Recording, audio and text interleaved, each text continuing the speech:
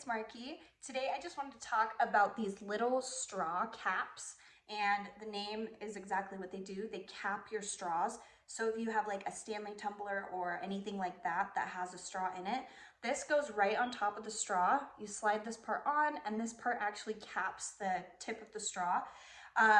I've heard the story, I think everybody's almost heard the story lately of the girl that had her tumbler and she went to go take a drink out of the straw and realized there was a spider in it.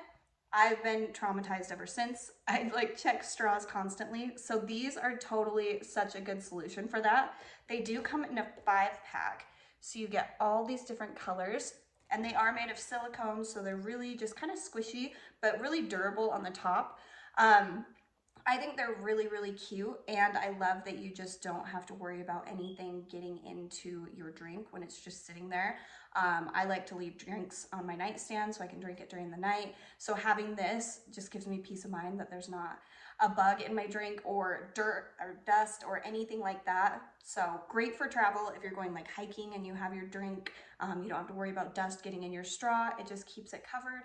So cute. So if you are looking for something like this to just kind of protect your drink, I think that these would be perfect. So I hope this was helpful. Thank you.